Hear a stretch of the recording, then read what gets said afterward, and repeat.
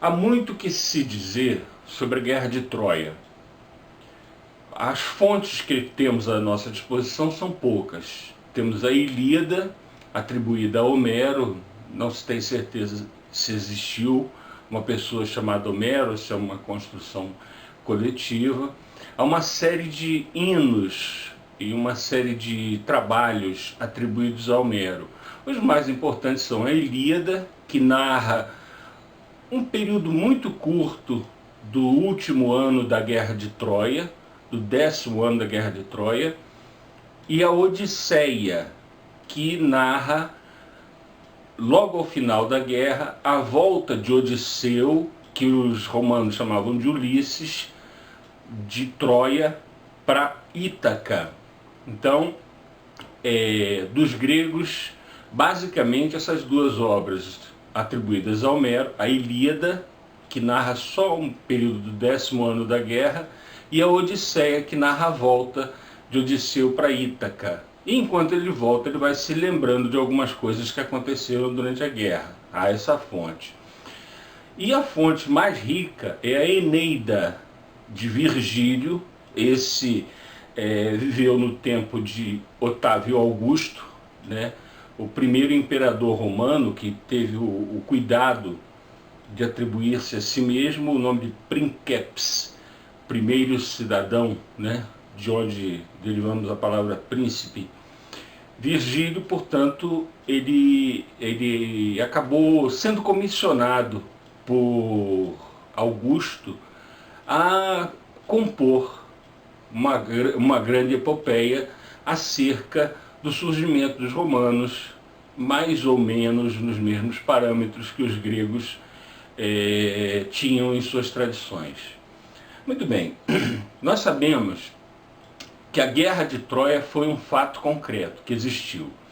Um pesquisador alemão, um arqueólogo famoso chamado Heinrich Schliemann, fez escavações onde hoje é a Turquia e no sul da Grécia e encontrou as ruínas de Troia e as ruínas de várias cidades mencionadas nas epopeias homéricas. Portanto, aconteceu uma guerra realmente. É evidente que com a passagem dos séculos, tudo isso vai se mistificando, vai sendo aumentado, vai ganhando novas colorações.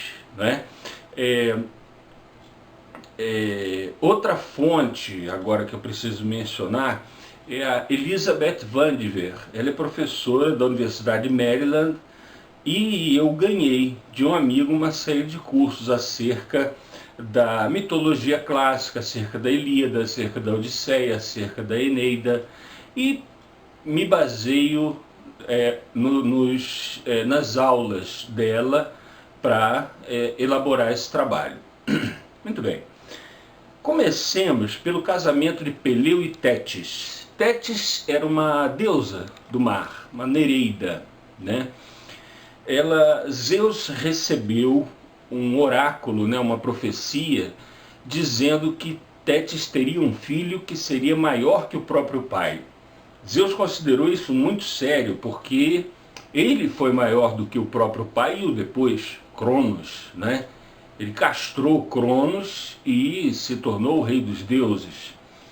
Ele não desejaria ser destronado por um filho, embora desejasse a Tétis, né?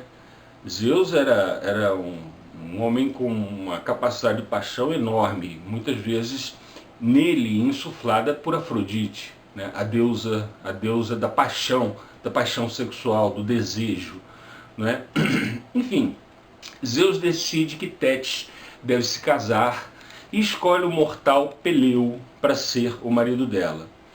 A fim de aplacar a ira de uma deusa que se casará com um mortal, o que é considerado degradante para uma deusa, ele convoca todos os deuses e vários amigos do noivo para uma festança de casamento, né? E no banquete de casamento, ao qual não foi convidada uma deusa chamada Eris, a deusa da discórdia, né?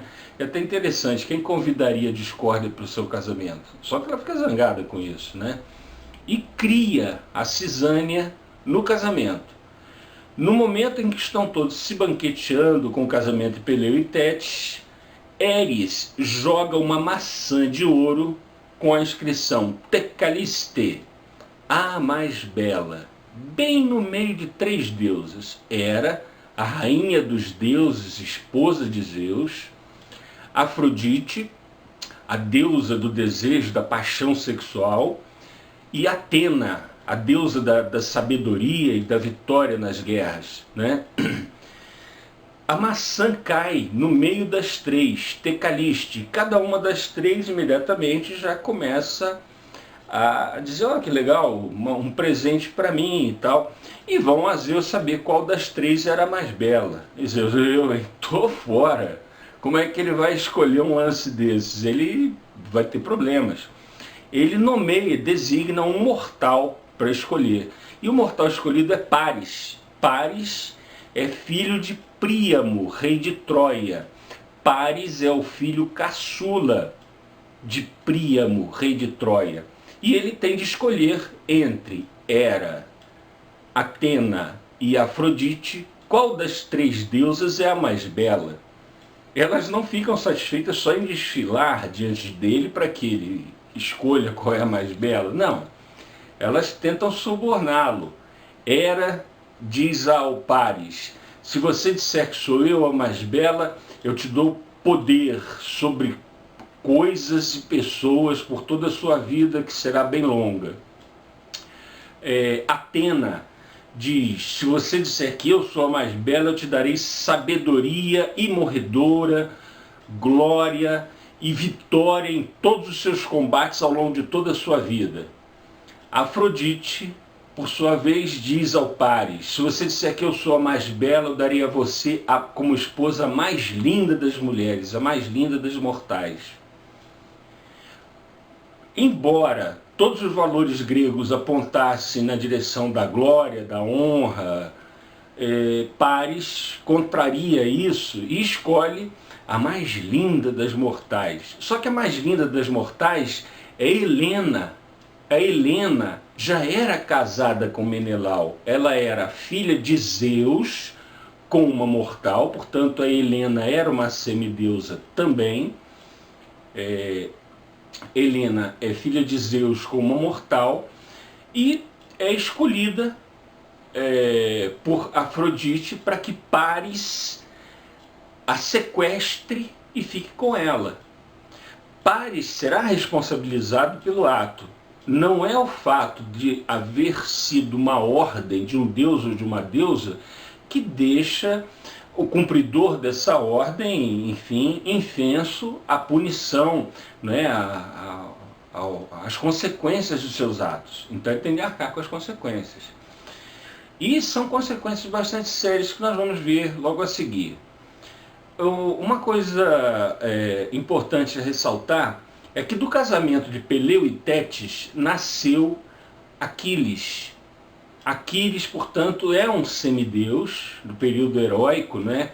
Aí pelo século XI, antes da nossa era, é uma forma não confessional, não religiosa de dizer antes de Cristo, né?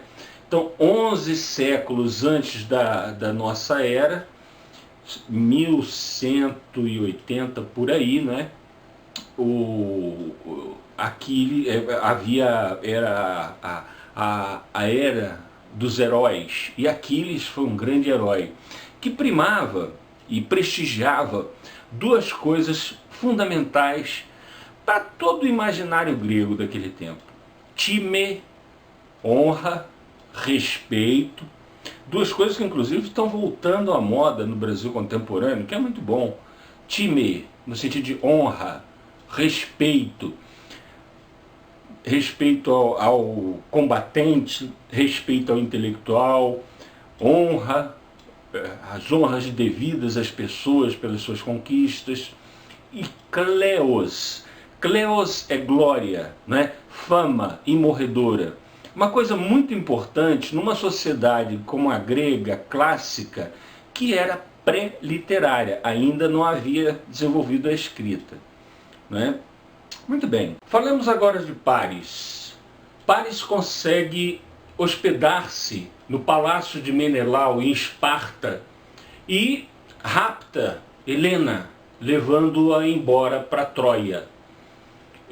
Isso é uma violação de um conceito grego muito importante, protegido por Zeus, que é o conceito de xenia, que, enfim, rege todas as relações entre o hóspede e o anfitrião.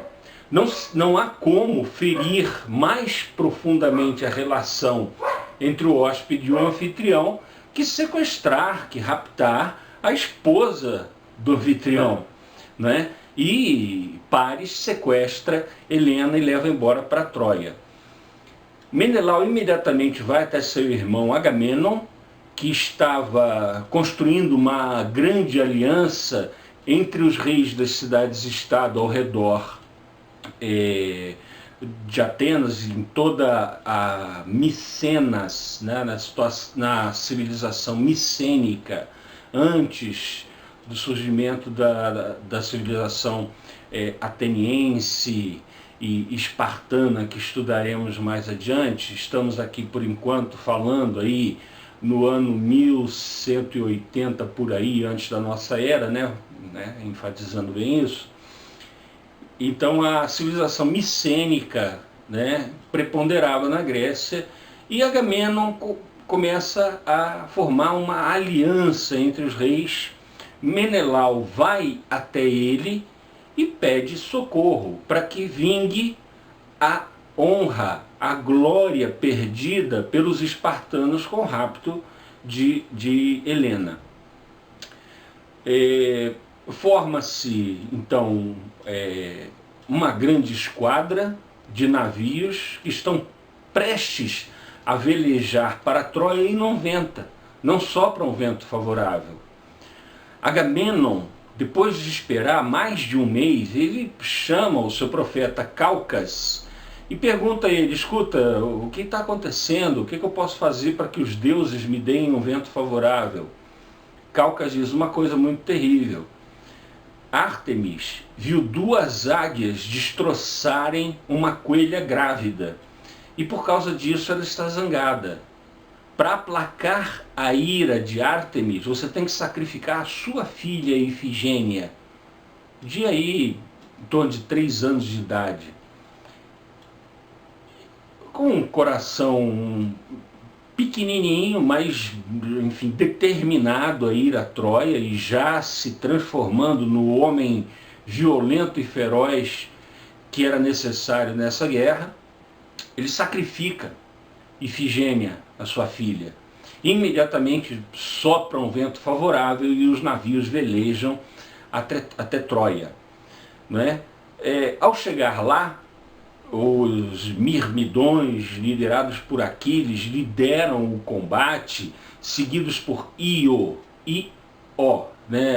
Em latim o nome do cara virou Ajax, ou Ajax, que é o segundo maior guerreiro após Aquiles. O equivalente de Aquiles entre os troianos é Heitor, o filho mais velho de Príamo, é o maior dos guerreiros troianos, né? O Aquiles conquista, lidera, né, a conquista da praia de Troia, e eles assentam acampamento. Ao assentar acampamento, os servidores de Aquiles, que era rei em sua própria ilha, trazem a ele uma prenda, que é Briseida. Briseida era uma princesa troiana que se transforma num troféu, que traz para Aquiles a Time e Cleos, a glória, a honra, o reconhecimento, enfim, de seus companheiros, de que ele era um grande homem, era um grande guerreiro, o feitor de grandes realizações e tal, né? Então, além de ser uma bela mulher, ela era um troféu que representava toda a honra e toda a glória que os seus homens atribuíam a ele, Aquiles. Aquiles fica enfurecido quando Agamenon reclama Briseida para ele. Então Agamenon subtrai Briseida e leva embora. Aquiles fica zangado. E o tema da Ilíada de Homero, o tema da Ilíada é precisamente esse. A ira de Aquiles. Aqui está em forma de narrativa em português, né? Eu não leio, evidentemente, em grego, em dactilos hexâmeros, né? Que foi como foi escrita. Era mais fácil para decorar em dactilos hexâmeros, né? Na tradição oral, mas difícil para nós, hoje em dia, aprendermos isso novamente. Interessante seria, quem sabe eu ainda aprendo, né? Ok. A palavra usada pelo bardo, né, como nós nos referimos a Homero, ou a quem chamam de Homero, a palavra utilizada pelo bardo para falar da ira de Aquiles é menem. E menem é a ira, mas é uma ira que só os deuses são capazes de ter. É uma fúria incontrolável e em princípio, num primeiro momento, Aquiles fica profundamente enraivecido com a subtração da glória e da honra que seus comandados deram a ele através de Briseida. Não apenas uma questão de ciúme sexual, de ordem sexual, coisa parecida. É uma coisa muito mais grave, muito mais séria. O que Agamenon tirou de Aquiles foi a glória, foi a honra que ele conquistou na batalha, em combate. E o símbolo dessa honra era aquela princesa troiana que virou sua escrava, não é? Imediatamente Aquiles decide que não vai mais participar da guerra. Ele não vai mais participar da guerra, ele evoca sua mãe, Tétis, uma deusa, e pede a ela, né, pede a Tétis, que converse com os outros deuses e deem mais vitórias aos troianos sobre os gregos, para que os gregos sintam o quanto Aquiles faz falta.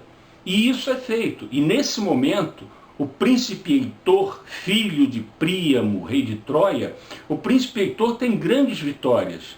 Enquanto o príncipe Heitor tem grandes vitórias e os gregos estão já quase sendo derrotados, os troianos estão quase chegando no acampamento dos gregos na praia de Troia, né? Agamenon envia uma embaixada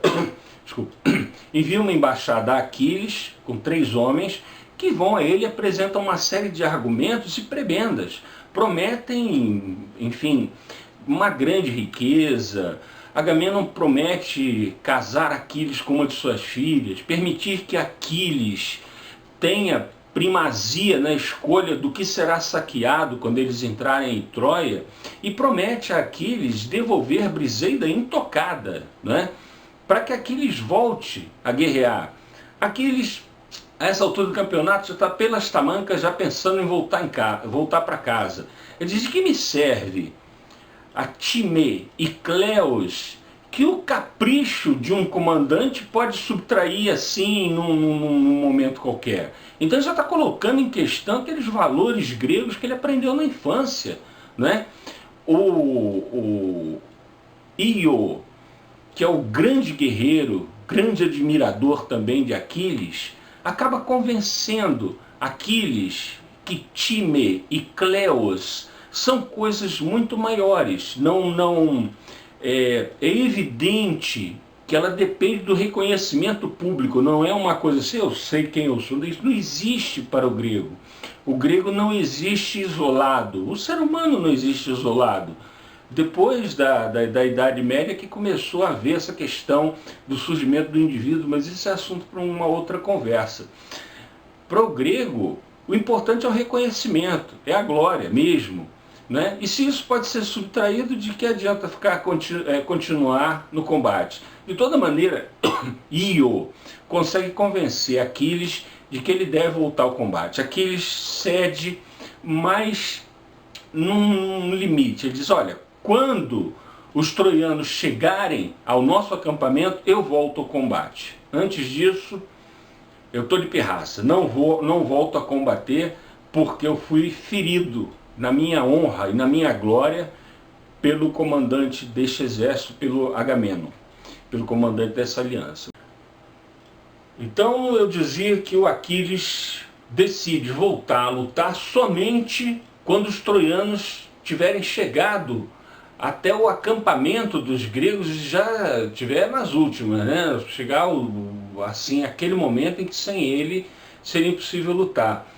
Sai a embaixada enviada por Agamemnon com uma resposta não tão satisfatória quanto eles gostariam, e ao sair a embaixada, Aquiles recebe a notícia da morte de Patroclo, que é um sobrinho e um amigo muito querido de Aquiles.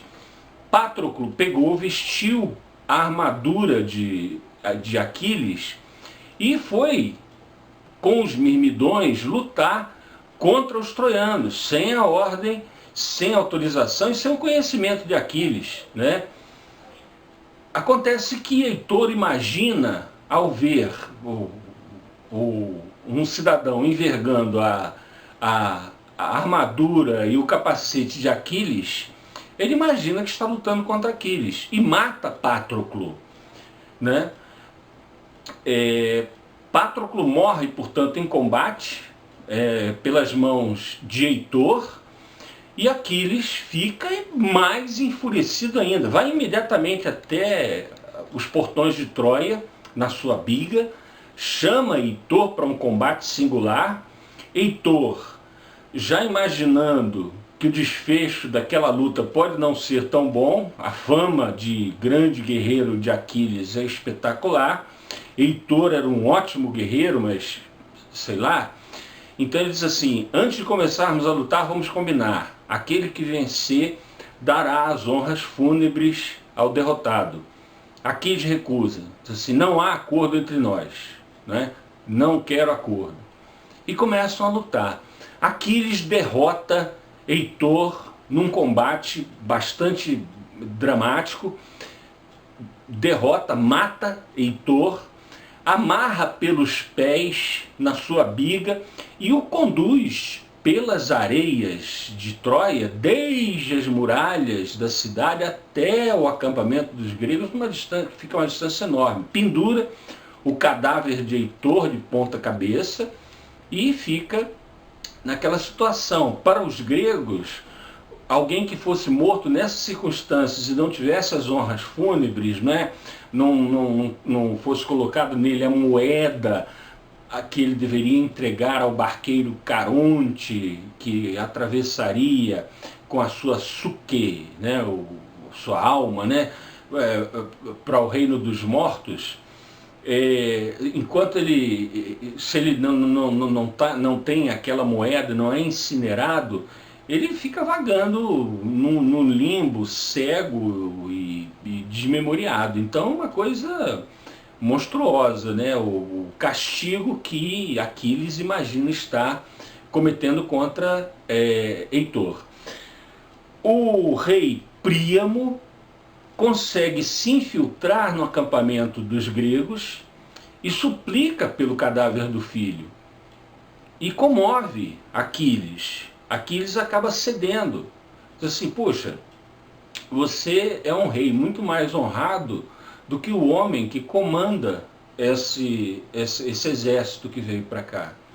E acaba, de fato, entregando o cadáver de Aquiles e dando a ele, inclusive, uma trégua de pouco mais de uma semana para que as honras fúnebres do príncipe sejam prestadas devidamente pela cidade de Troia. Agamemnon fica enfurecido porque Aquiles não tem autorização, não tem autoridade sequer, né, para conceder trégua a Troia naquele momento.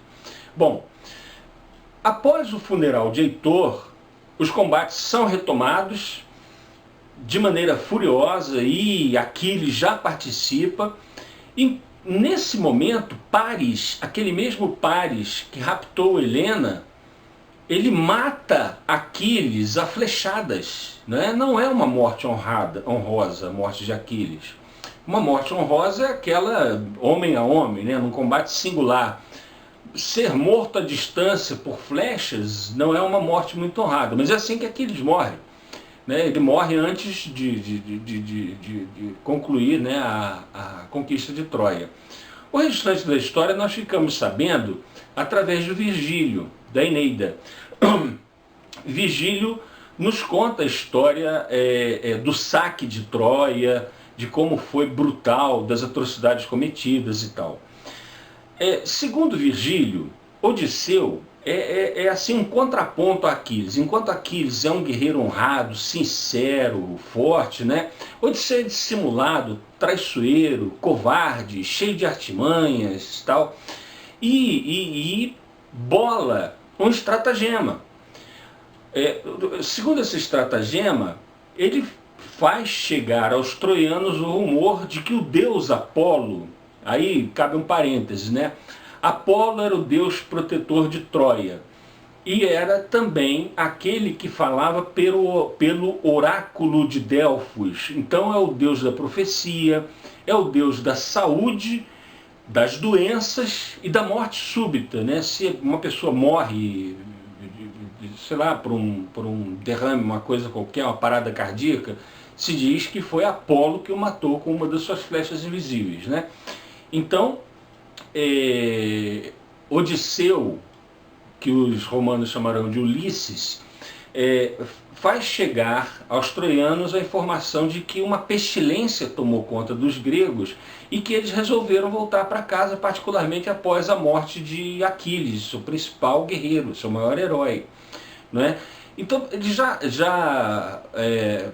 enquanto isso, ele prepara um cavalo de madeira gigantesco, esconde nesse cavalo, com a intenção de esconder nesse cavalo guerreiros gregos, esconde a frota de navios dos gregos e informa, né, por vias diplomáticas a Príamo que a guerra acabou, que Troia venceu e que os gregos voltaram para casa. Príamo sai de Troia com Laocoon, que é um grande sacerdote de Apolo, e verifica cadáveres de gregos com sinais de pestilência, acreditando que Apolo realmente tenha atendido às suas preces e resolvido punir os gregos por aquela afronta. E, observando aquele cavalo gigantesco, aquele cavalo de madeira, pergunta a Laocoon o que fazer, né? Vamos levar para dentro, isso deve ser uma oferenda, provavelmente uma oferenda a Netuno, né, o deus do mar, deus dos... Recapitulando aqui essa parte final, Odisseu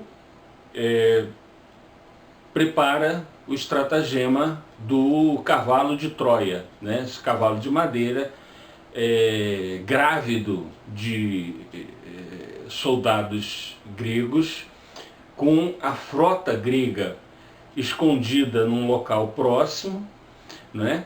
E, enfim, Príamo sai da cidade de Troia, acompanhado de Laocoon, um sacerdote de Apolo, confere que há vários cadáveres de gregos com pústulas, provavelmente mortos por alguma pestilência, ou simuladamente, né, assim o parece. Ele acredita que Apolo resolveu punir os gregos. E Príamo piamente acredita também, de maneira pia, né, de maneira profundamente religiosa, ele era um homem muito religioso. Príamo acredita que os gregos construíram um cavalo para garantir uma viagem segura de volta a Micenas, né? Portanto, era uma oferenda a Netuno. Era uma oferenda a Netuno e deveria ser levado para dentro da cidade a fim de que fosse conduzido ao templo de Netuno.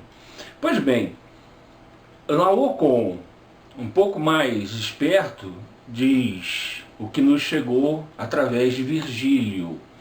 Diz aquela frase famosa: Timeu, Danaus e Dona Ferentes. Tenho medo dos gregos trazendo presentes, né? Cuidado com os gregos que trazem presente. Presente de grego é problemático. Timeu, Danaus e Dona Ferentes. Enfim, o cavalo é levado para entrar em Troia. É necessário destruir os portões, destruir inclusive uma parte da muralha, porque ele foi construído bem largo, né? Com essa finalidade mesmo. O Odisseu não era bobo. Ele era muito esperto, cheio de artimanhas, ardiloso pra caramba, mas muito esperto. Enfim, e o cavalo é levado para dentro, há festejos, a cidade celebra, né, que os gregos voltaram para casa, estão livres daquela agonia, acabou essa guerra que durou 10 anos e tal, estão todos muito felizes, celebrando. Quando cai a noite e todos já estão dormindo, muitos até embriagados, né, enfim, e os soldados saem do cavalo à noite, sinalizam para a frota grega que está próxima e invadem, né? A frota grega invade a cidade e a cidade é incendiada e se cometem as mais cruéis atrocidades. Eu relacionei algumas para enfatizar o quão ferozes e monstruosos os gregos são no saque de Troia, relatado a nós por Virgílio, né? Polixena, a filha caçula de Príamo, devia ter a idade que Ifigênia tinha quando foi sacrificada. Polixena foi sacrificada pelos gregos ao fantasma de Aquiles. Uma criança é levada a um patíbulo e sacrificada ao fantasma de Aquiles para aplacar a sua ira na vida após morte, como os gregos acreditassem nisso, né? Andrômaca, a viúva de Heitor. Andrômaca é escravizada e prostituída por ninguém menos que Neoptólemos, que é filho de Aquiles, né? Esse próprio filho de Aquiles mata o rei Príamo dentro do templo de Zeus. O rei Príamo buscou refúgio dentro do templo de Zeus e está abraçado às pernas da estátua de Zeus, quando Neoptólemos, filho de Aquiles, assassina com uma lança pelas costas, assassina o Príamo, o rei Príamo, que é uma blasfêmia inominável, né? Astínax, que é o filho bebê, é um filho bebê de Heitor e Andrômaca. Astínax, ele é jogado por cima da muralha de Troia e se despedaça lá embaixo. E, autor da proeza, Odisseu, Ulisses, estraçalha o bebê Astínax, filho de Heitor e Andrômaca, né? E um outro episódio monstruoso, né? Um camarada conhecido como Ajax o Menor, para que não seja confundido com Io, ele entra no templo de Atena, onde Cassandra, a filha de Príamo, que era profetisa, uma história bastante interessante, né? Ela profetizava, mas ninguém acreditava nela, ela tinha essa maldição pesando sobre ela. Ela profetizava o fim de Troia, que Troia seria derrotada e tal, né? Então, muitas vezes nós ouvimos até alguns discursos falar essas Cassandras que só falam, só profetizam desgraças e tal. A palavra Cassandra acabou se transformando em um adjetivo apodado a pessoas que imaginam coisas péssimas acontecendo. E era assim que ela via, né? Ela via o que ia acontecer. Cassandra, ela foi estuprada por esse Ajax o Menor dentro do templo da deusa virgem Atena, que é uma monstruosidade inominável. Foi estuprada no templo da deusa virgem, que protetora da sabedoria e da vitória nas guerras. Um negócio assim bastante cruel. Ok, Virgílio conclui a história informando que Enéas era filho de Afrodite com um mortal, Anquises, e primo distante do rei de Troia, de Príamo. Enéas recebe a incumbência de Afrodite. Afrodite dá a ele a incumbência de fundar uma nova Troia, de fugir com a família e fundar uma nova Troia. Não é? Segundo o poeta Virgílio, a nova Troia é Roma. Foi para lá que o Enéas foi. Isso faz dos romanos descendentes dos troianos e são adversários dos gregos até depois de mais de 1000 anos passados. Ok, o Enéas, segundo Virgílio, ele vai primeiro até Cartago, tem, enfim, um caso de amor com a rainha de Cartago, depois vai até a Península Itálica e se estabelece nas proximidades de onde hoje fica a cidade de Roma. E Enéas seria um antepassado de Rômulo e Remo. Rômulo e Remo seriam, portanto, descendentes de Enéas, e os romanos descendentes dos troianos, por essa linhagem construída por Virgílio de maneira belíssima, de maneira muito bem montada. Ok? Na próxima oportunidade vamos falar um pouco sobre o período histórico, porque o período heróico de que falei antes e voltei a falar agora, né, termina com a Guerra de Troia e os gregos passam a se ver no mundo humano, ainda com a existência dos deuses, num mundo sagrado, perpassado de sacralidade, mas sem toda aquela atuação constante dos deuses e semideuses em interação com os seres humanos, né? Isso fica, então, portanto, para a próxima. Um grande abraço, obrigado pela atenção.